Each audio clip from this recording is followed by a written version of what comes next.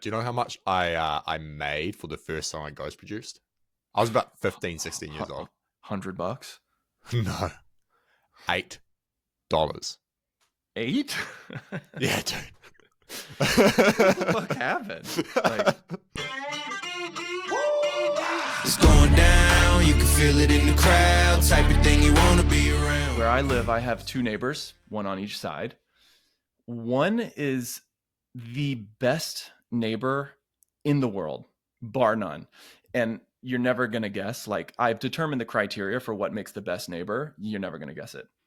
And the other one is the worst neighbor in the world. And so this cracks me up. I've got 1 and 1. So let me tell you about, shout out to Linda. Linda, my girl, best neighbor in the world. You want to take your wildest guess at what qualifies the best neighbor in the world? They actually talk to you? That's so weak. I knew you would throw some weak shit like that out. That's not so bad though. Linda is a chain smoker. She smokes like a chimney. She lights up. Now, I like, we have been following Linda's patterns for, God knows how long, years. You got like a logbook, like Excel spreadsheet and stuff? Just, dude, in our heads, we have this big window in the living room that faces Linda's house. And my kids will literally like sit there with their chins on it. Like, wait, oh, there's Ken. Ken's going to the car. Oh, Linda came out. Anyways, so she lights up her first cig before 7 a.m., between 6 and 7 a.m. And she's a gamer. So she's finishing her cigs after midnight. And she smokes every 30 to 60 minutes. Why is this the best neighbor in the world? She is literally a 24/7 free security guard. She is like she's like a Roman sentry with like the metal hat and the spear standing there. And she texts me, she'll be like, hey, the back door of your car's open. Did you know? And I'm like, I sure didn't, Linda. God bless you, woman. She texts us like when somebody's in our driveway, like when we're out of town, she keeps an eye on the place. So fucking best neighbor ever. I'll say one more thing about her. She's so real. I like my kids to be around people that aren't like super young, basically like us. I don't want my kids around people like us. Like Linda is a pagan. Her job is that she cleans dentist offices. She is super foul-mouthed. She smokes a ton, et cetera, et cetera. She's got a son who became a daughter. All this. I'm like, this is the fucking real world. I love you, Linda. Props to Linda.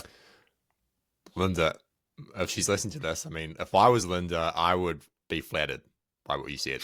Yeah. Well, Wednesday, it's Friday today, I was working on this video idea and the topic was solitude. And I spent about 30, 45 minutes starting to work on this. And I was like, you know what? I need to go and experience some solitude. And so, I thought you were going to be like, I'm working on this solitude video and I realized solitude sucks, man. Well, sometimes it does. Yeah. But, anyway, so I was like, you know what? I'm just going to go on a hike today. Nice. And so I live about an hour and a half from the mountains. So I drove out there and I was like, I'm just going to do a slow walk. I'll get some footage on my phone for YouTube. So I was like doing the whole, walk, like set the phone up on the tripod, walk, and then have to walk back and get it. Like it was so kind of cringe. I was just I was hoping like no one would come around the corner as I was turning around. Anyway, so walk up to this point. It takes me like an hour and a half. Pretty chill walk, feeling good. Not even in zone 2. I'm chilling. Get to the top, and as I'm walking to the top of this, I'm not even going to call it a summit. It's just like a lookout. Like it's not that high up. I see this group of about 5. I would say they're around 70 years old, coming the other way. I say hi. Keep walking, get to the top. Spend about 10 minutes at the top, just eating some food, chilling, taking in the view. And then as I'm walking back down, I have this thought of like just pure competitiveness. It's like, I need to pass that group of old people. I've been up here for 10 minutes. They're walking the other way. I need to pass them. I just need to do it. I don't know what it was. So my my like peaceful, solitude centric hike just turns into into like an all out. I'm running basically in these heavy hiking boots. I'm pinning it. And within about 20, 25 minutes, I find this group and they've stopped. So I didn't even need to be going that fast. They were taking a break. Did you happen to think like what's going to happen when you do pass them? Like, did you think that you would be like, yeah, like you finished a marathon? There's no pot of gold at the end of that rainbow. No. It just turned into another. As soon as I passed him, I was like, all right, now what? And I looked at my watch. I think I was at about 2 hours, 10 minutes. And I was like, all right, I need to finish this in under 2 hours, 40 minutes. So now it became a competition against myself. It was just the best part of this story is when you were like, when you dropped the flex, when you were like, it wasn't even zone 2. That's the baller flex. I'm going to start using that like, oh yeah, I was out running. Don't worry, bro. Yeah, it wasn't even zone 2. Okay. It's not like that. At the end, I'll wrap this up, but at the end, when I was coming down, about 5 minutes to go, there's these 2 older women coming up the other way, and they're like, do you like see a group of people? I was like, yeah, about your age. And they're like, oh, what do you mean, young people? I was like, yeah, bit of a joke. And then I was like, yeah, I passed him like 20 minutes ago. I'm going pretty quick. And they're like, they probably slowed down for you. Like, bit of banter back and forth. But it turns out they'd been hiking since like 6 or 7 in the morning from this other location. So actually they did something way more impressive than I did. Yeah. Even more reasons why you didn't need to like sprint down a mountain to pass a group of 7-year-olds.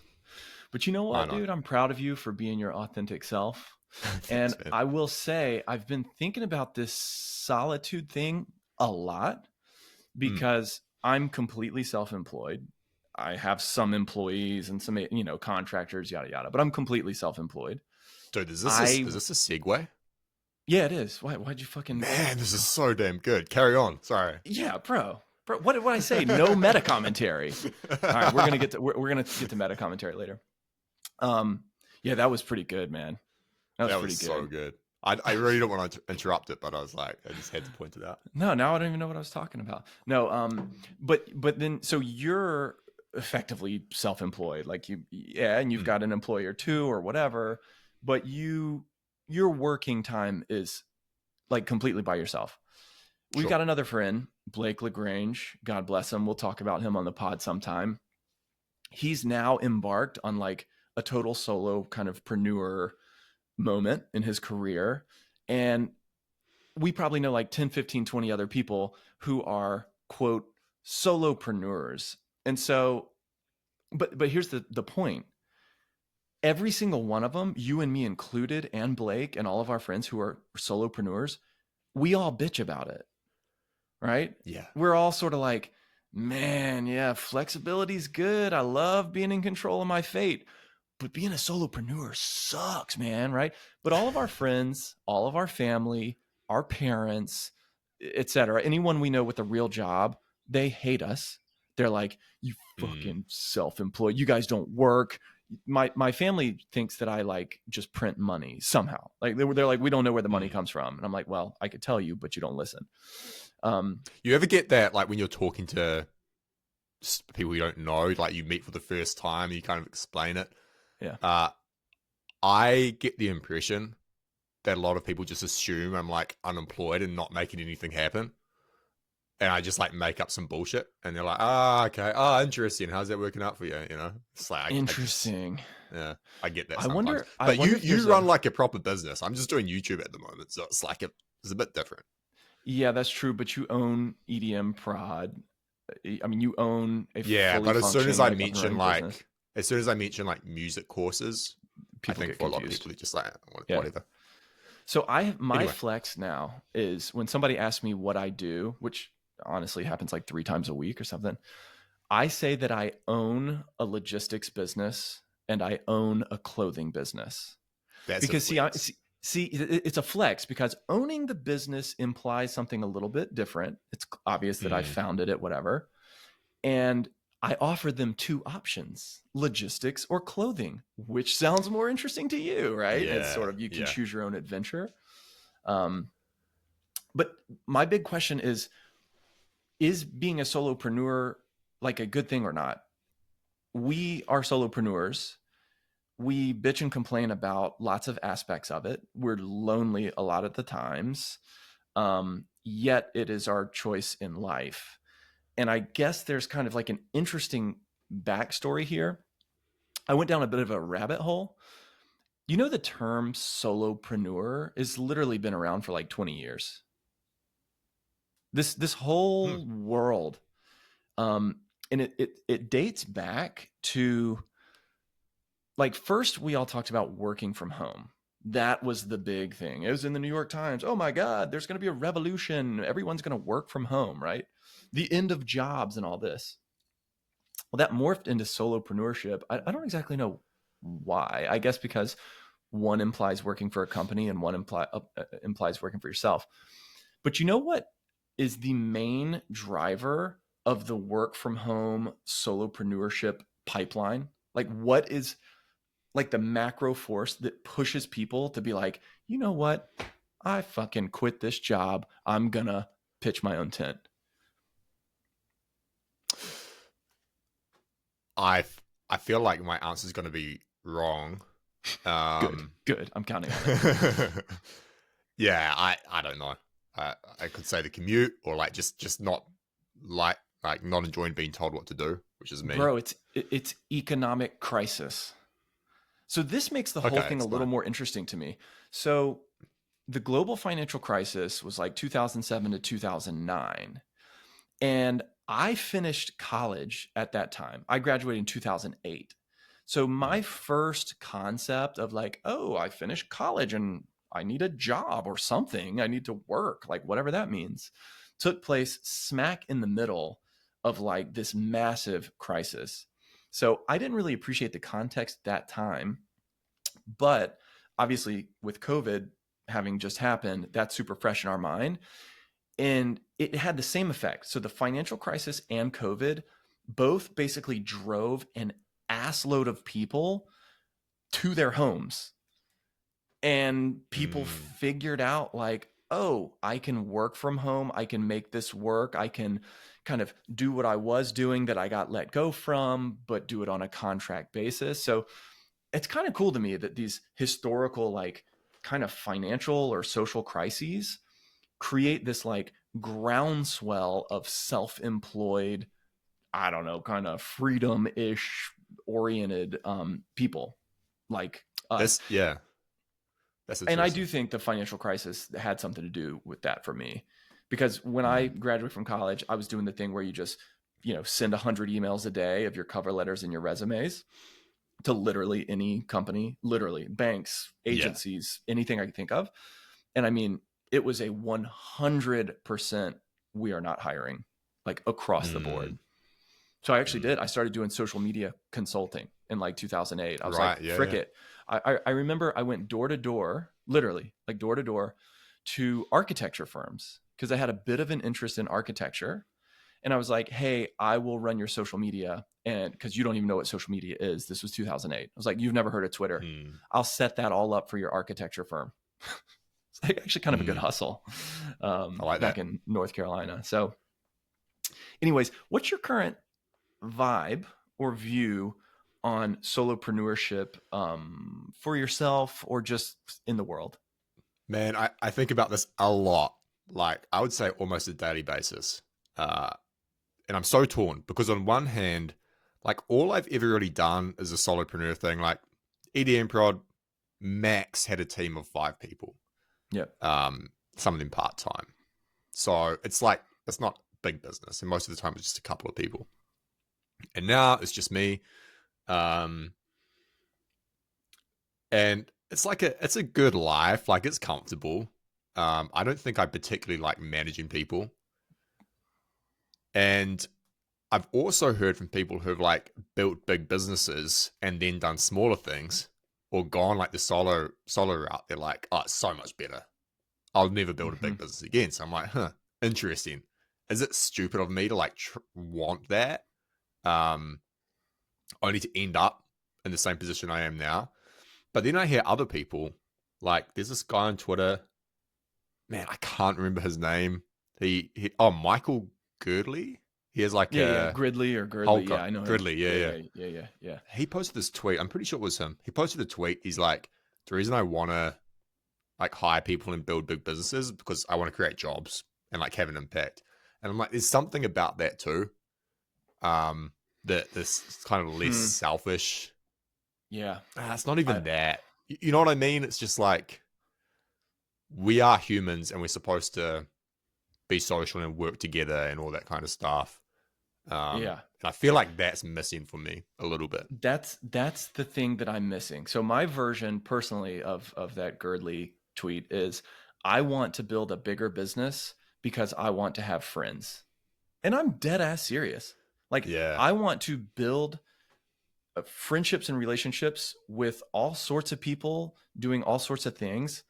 I actually don't want to build a big business. Like, I don't want to build a company with like hundreds and hundreds of employees. Zero interest. What do you think your sweet spot is? I would think that my sweet spot, like if I'm just brainstorming, like if I had a business with a team of like 10 people, and I'm talking more like domestic people, like with somewhat of an office presence, like any business I ever work on, there's going to be an ass load of people in the Philippines working on it because I have so much good stuff to say about that. But I would think like 10 people, like the whole kind of the Band of Brothers thing, you know, like a pirate ship. I just want a pirate ship, dude. That I could captain or help lead. But then see, there's a lot of solopreneurs who are committed to that path.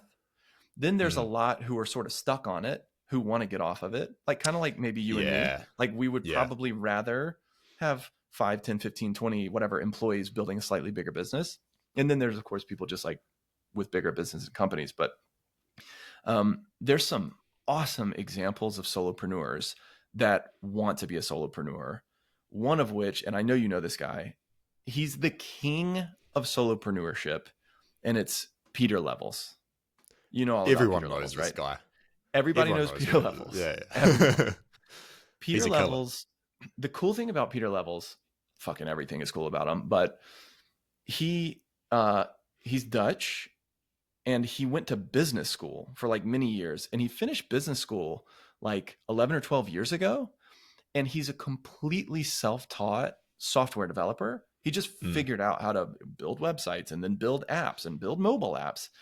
And just on his own, he has built over 70 projects completely by himself. Only 4 or 5 of them, you could say, have worked. So his success rate is like 5% of stuff that he's built over the last like 12, 13 years.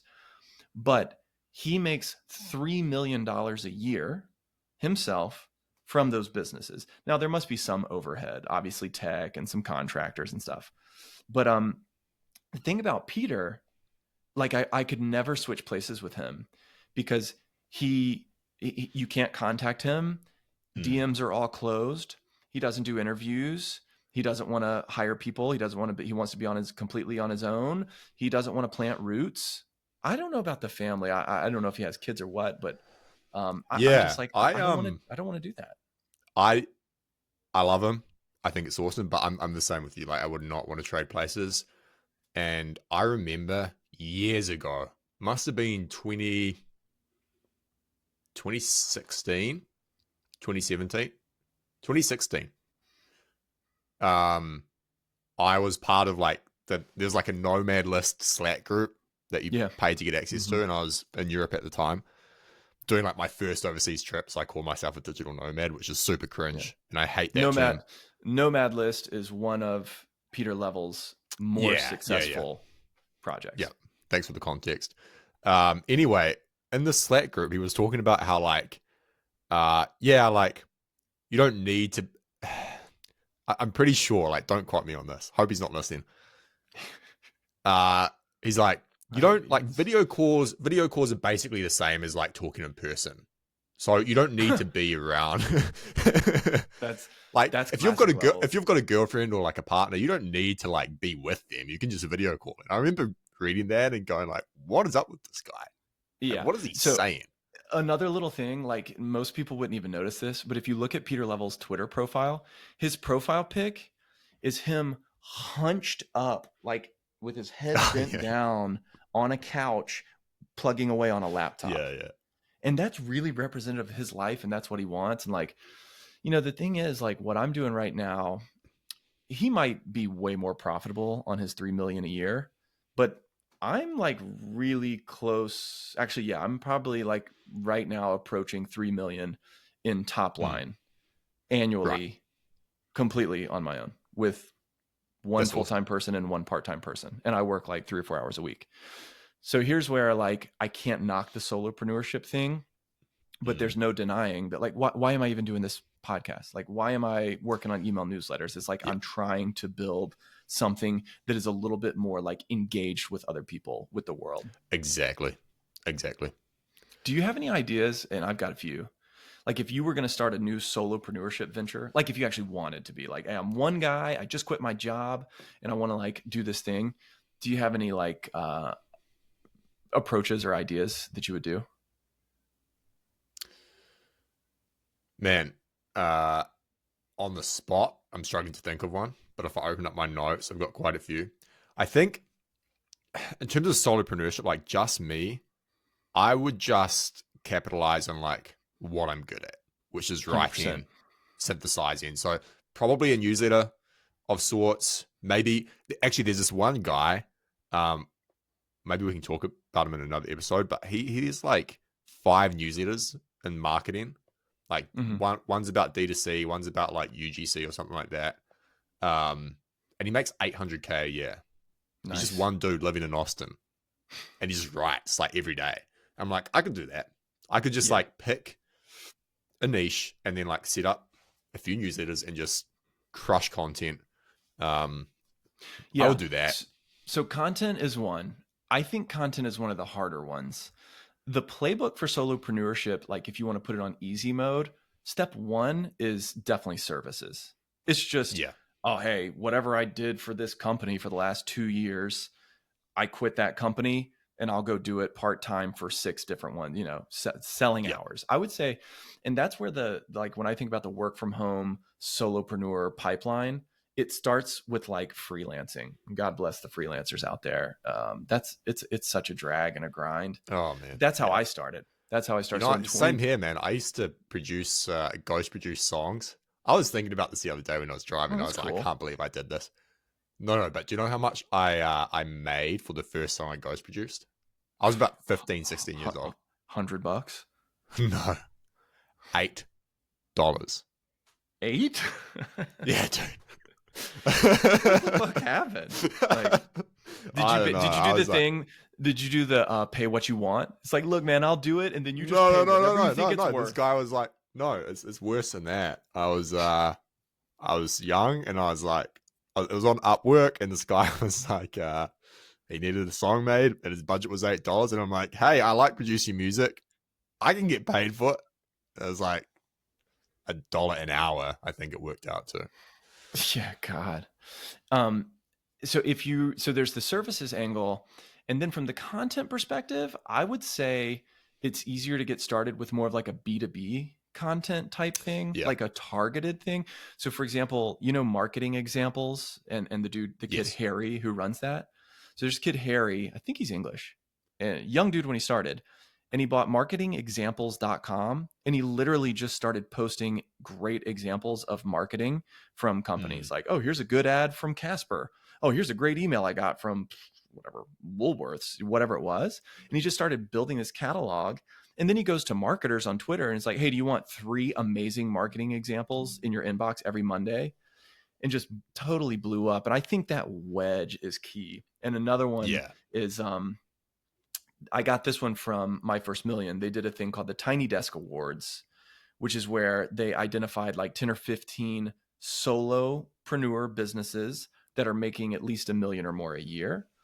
One of them is called Cyber Leads. Horrible name, but I literally thought about doing this for years. All they do is scrape Crunchbase to get a list of every startup that just raised money. And then they make that available to like agencies or, HR or whatever, not HR, but like people looking for jobs to say, hey, here's 15 leads who have $15 million in their bank account starting last week, and they're about to go on a hiring spree.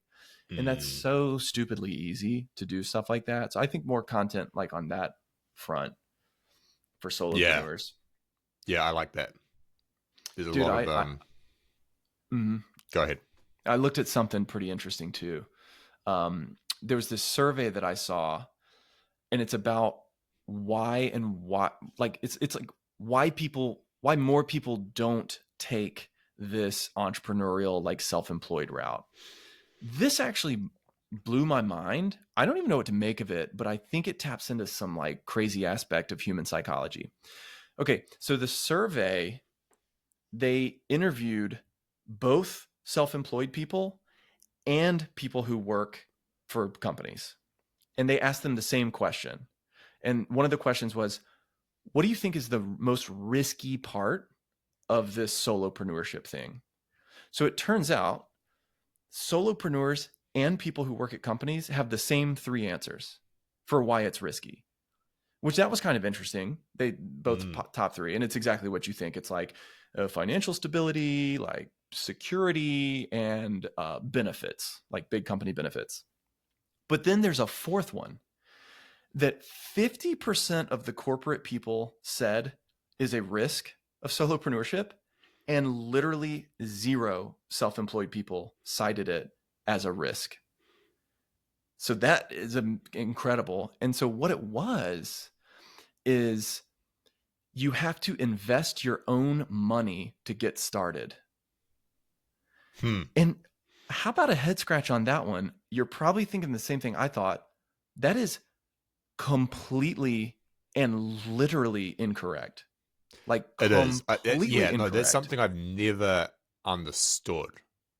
In fact, there's been times where I've been like coming up with business ideas, like working on a business, especially when I was younger, where I was like, should I be putting more money into this? And I could never figure out a good reason why. Like, it's just like, I don't need to. Yeah. I mean, if you have a laptop or even a damn desktop at home, like that is literally all you need to sell your services, print up an invoice, and get 5 clients. Not that like that takes some work, but it doesn't take money. No, but people think, people who haven't run a business before, founded one, or anything like that, they just have this, they just think business equals investment. Yeah. Like to get it off the ground. But that's so wrong. Like literally. Well, it's wrong. Yeah, it's wrong now. But if you go back 30 years, that's a good point. I mean, yeah. So that's a good point. Just a hangover from that age. Yeah. What I would say to people that are like happily employed at a big company is keep rocking it. Go for it. Like I never, these days, I don't push people toward entrepreneurship unless they want it. Right. But I would say if you work for a big company and you think that it takes a lot of money just to start a side hustle or like kind of a solopreneurship enterprise, that is very wrong. Like weirdly wrong. 100%. All right, man. Let's move on to podcasting. I really want to talk about this. Okay. Where do you want to start? I mean, you have done a bunch of research over the past week. Yeah. Or 2. You've delved deep into this, and I haven't. So let's start. Like, why, first of all, did you dive deep into this? And what did you learn? Yeah. The reason I dive deep into like how the best podcasts work, one is I do, like, I'm not ashamed to say it, I want to be a successful podcaster. Same. I really do. I mean, I have been, but I want to be again, you know? What, you mean the EDM pod? Yeah. Yeah. Doesn't count anymore. Well, it was good. There's a lot to kind of talk about from that experience. So I think I have some potential here. I do not necessarily think I have the potential to be like a #1 podcast in the world. That's not something I'm thinking about. I want it to be a consistent, sustainable thing that I feel great about, that there's real listeners who enjoy it, right? I listen to a lot of podcasts, or at least a handful, and I always have a hot or a cold response. I'm like, this podcast host or this person, they've got it. They freaking got it. They've got the X factor. I can listen to them all day long. And then there's podcasts that just fall flat every single time. And I wanted to kind of figure out why, just sort of like what are the best of the best doing? I found some interesting ideas doing this. To clarify, I'm not talking about interview pods like Tim Ferriss doing interviews. Forget it. That's a whole different thing. And I'm not talking about like scripted produced pods like a true crime documentary. Sure. Again, that's a whole different thing. I'm talking about like talk shows, one or even a few people shooting the shit about the news or about politics or a business. Like I'm talking about that kind of thing. So I dug deep. Here are the highlights. Number one most important thing to make a podcast successful from a content standpoint is that you need to be extremely prepared for the content, but no one can know it. You need to be improvising and totally off the cuff, yet you actually have 20 examples, 3 references, and 2 tangential ideas in the can. You're giving away all the intel. Well, yeah. Well, have the people intel know on, like, what that we're trying we're to do prepared today. for this. Yeah. I wonder if anybody can tell we prepared for this, but so that's number one.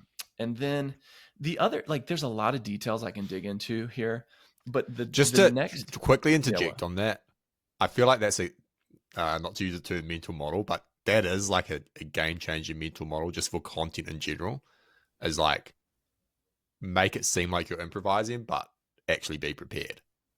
Yeah.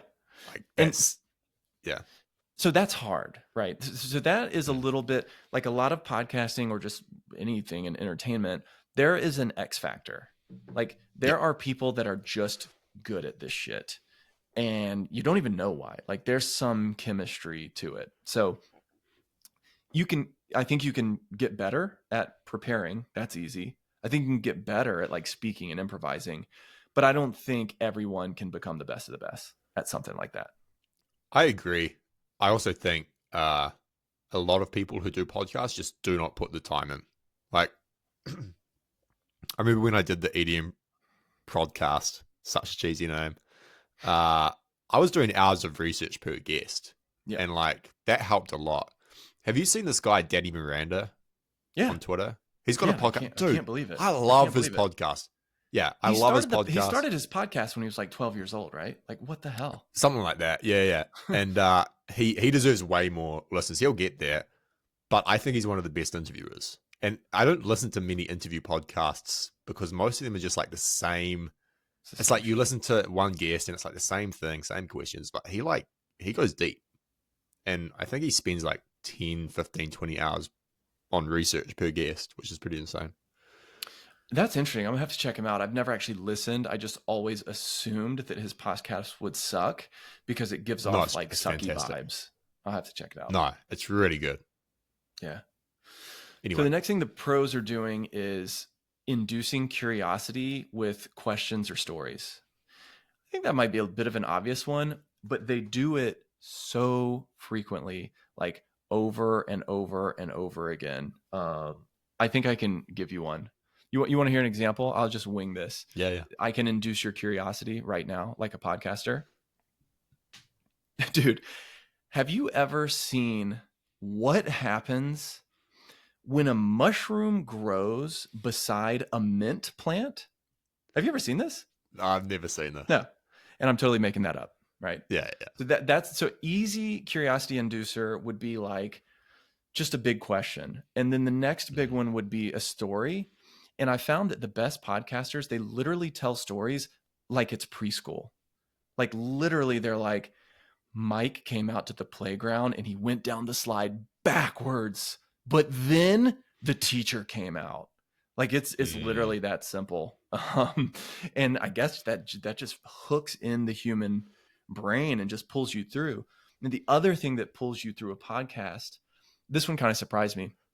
I think the best of the best do really abrupt transitions, really abrupt openings. There's no welcome to I mean, sometimes there is, but it's not like welcome to the podcast. Today, Sam and I are talking about Yeah, dude, I podcasting, can't right? stand that. It's so boring. I and hate it. formulaic. I hate it on podcast, YouTube. I don't like it. Just jump straight in. And I've noticed, by the way, that a lot of the good interview podcasts, they're all doing that now. It's sort of like they don't even tell the guest that the mics are on. They're just shooting the shit. It's going. And then every once in a while, the guest is like, are we live? Like I just think that's like so cool. It just pulls the listener in. And then the last thing I came up with is the idea of spinoffs. And I think this is key. Like, a simple example is like, okay, you're talking about McDonald's and cheeseburgers. And do you know how many cheeseburgers McDonald's sells every day?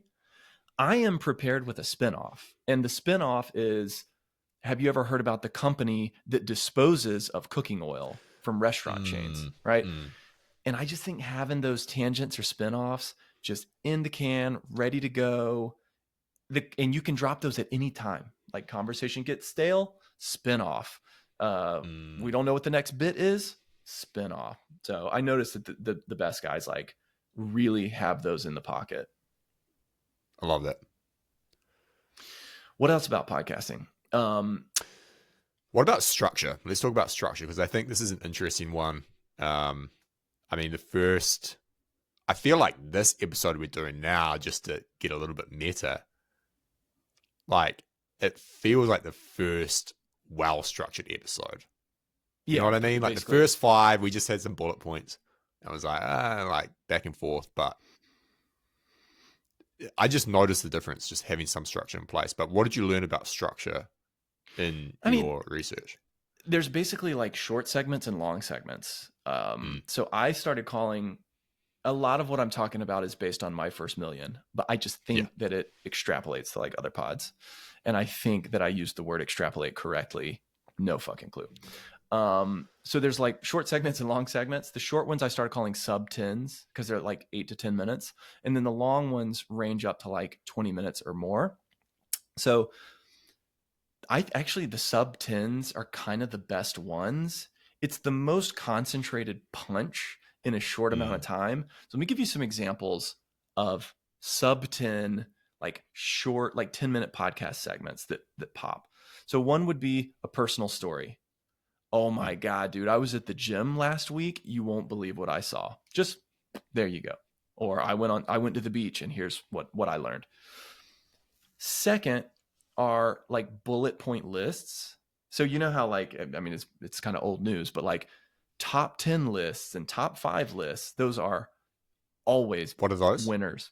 Like top 10 lists in the like it's kind of the ultimate clickbait. And as far as I know, that shit still works really well. Maybe you would know. I don't know. I'm sure it does. Yeah. Yeah. So there's that. There's like what I call the quick hits, which is, here are some inventions that are surprisingly recent. Number 1, wheels on suitcases. You know that they added wheels to suitcases in the early 70s? Dude, that is literally mind-blowing. And I'm not making that up. This is true. Yeah, it's insane.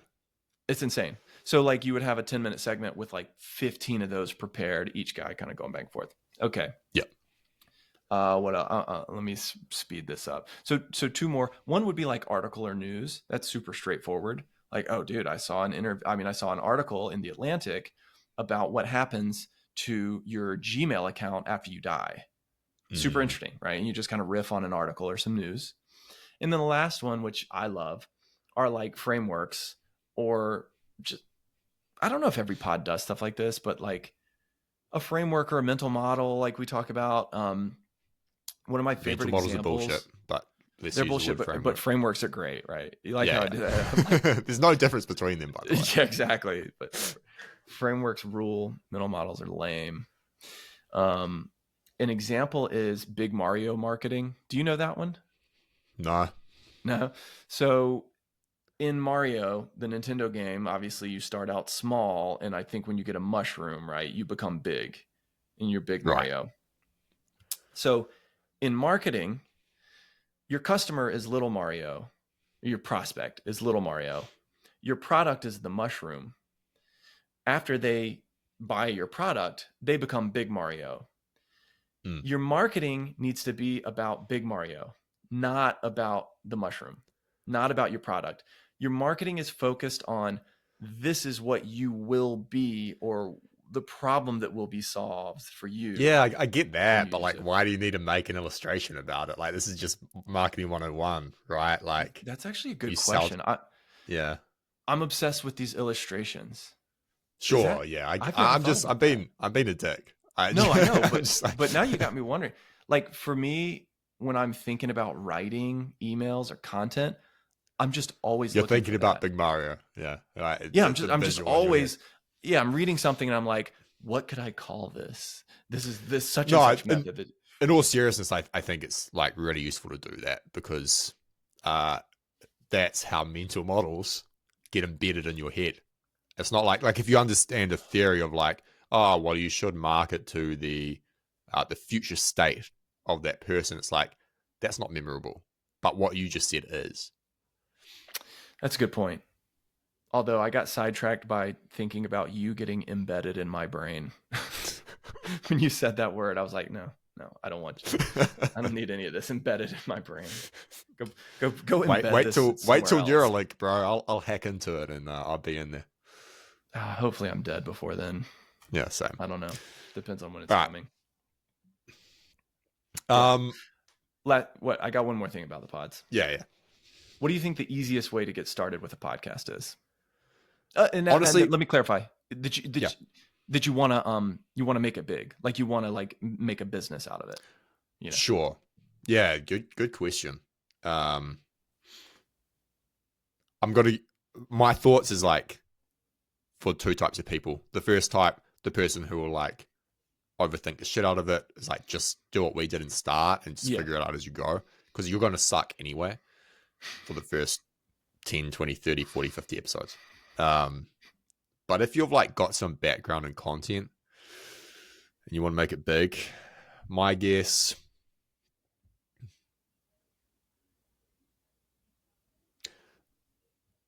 figure out a flywheel, like a growth flywheel, as quickly as possible. Yeah, which that's really hard with audio.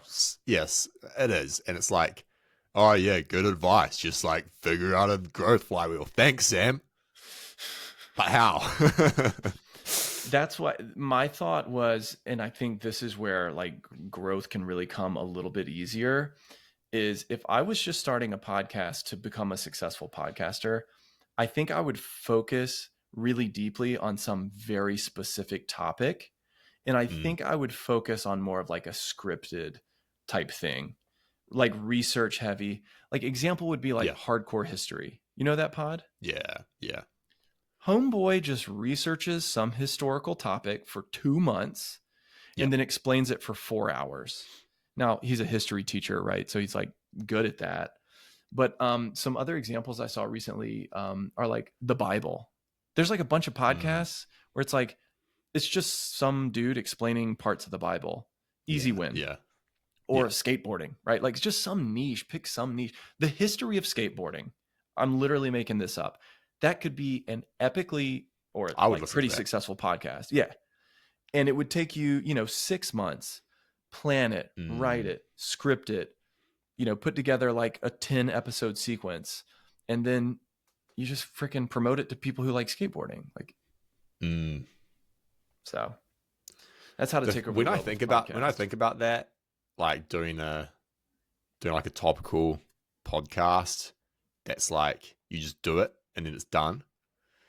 I'm like, man, just put in twice the effort and do it on YouTube first. I feel like there's way more growth potential there. Like if I was going to do a history of skateboarding, I would engage an editor, maybe motion graphics, and like do it documentary style on YouTube. I just feel like podcasts are so hard to scale and grow, like you mentioned. And the idea of just doing audio only and putting hours and hours of research into something, it's like, it just feels like not a waste, but you cap your potential. I completely agree. Like, I wouldn't advise anyone who's interested in content creation to start with or to focus on a podcast. I think it's the worst. Yeah, I think it's the worst type of content to start with. Growth is impossible. Analytics is impossible. It takes Yeah. ages and ages to differentiate. And like, for example, so I've done some content stuff in the past. Like, I started a TikTok thing called Daily D2C, like Daily Direct to Consumer. And I would do like one Shopify tip a day. Like, here's the best Shopify app for this. Here's the best way to test a call to action. Just basic e-commerce marketing stuff. And relatively speaking, like, literally started with zero. Like, just started the account on day one. It fucking blew up, dude. I mean, thousands and thousands of views, comments, follows, DMs. And this took place within like 10 days. And it was something that was real easy for me to do. And of course I quit, you know, like. But you're benefiting, I guess, to like boil this down into a simple statement. It's like, if you're trying to be a content creator, you want to leverage the algorithms that exist. And with podcasting, it just isn't really an algorithm. There's just not. Like, sure, Spotify, recommended podcast episodes. Like, no, there isn't one. And that's exactly why when I think about growing this podcast or any podcast, my first thought is Twitter. Yeah. My second thought is like email newsletter. Both of those are a little bit easier to grow. And then my third thought is podcast advertising, because I know for a fact, and I've seen it work. Like, I have friends where it's worked. I don't think you're going to build your entire podcast that way, but there's a lot of like smaller podcasts with a like-minded audience, people who like entrepreneurship or business or finance or whatever it is. And for not that much money, like maybe like a few $100s sometimes, you can get like an ad like, hey, we recommend this new podcast, Outliers. And I think the conversion on that is not horrible. No, I can't imagine it would be. I'm pretty sure I've like found podcasts via ads and gone and listened to them. Yeah. And if I was starting a podcast, I would try to diversify my revenue streams like as quickly as possible, because actually having advertising revenue on a podcast become like a main thing for you or for a business is like, it's such a long shot. Yeah, man. We should really diversify our revenue from Outliers. Yeah. Diversify from zero, dog. Not making a penny off this shit. Isn't that how you create like a black hole when you divide by zero? Like, you can't do that. Like, that's where black holes come from. Yeah. Well, we better not. Yeah, I don't want to talk about this anymore. Let's wrap it. I'm super curious. You want to wrap it? You don't want to go into the sub 10? No. Let's wrap it now. Because I'll leave a teaser here. Because I think the title alone speaks volumes. I actually think this could be a segment, not a sub 10. Because I want to add to it. You're gonna add to it. Yeah, I want to add to it. All right, so I'm just going to tease it. The idea is called The Curse of Knowledge. And here's the insight that I found. One of, if not the greatest hurdles to improving isn't being bad. It's knowing how bad you are. Ergo, the problem is the knowledge, not the lack of skills. Okay, so I dug into the skills versus knowledge gap thing, and it's actually really interesting. Next time on Outliers. Yeah, man. All right, bro. Talk soon. Cheers.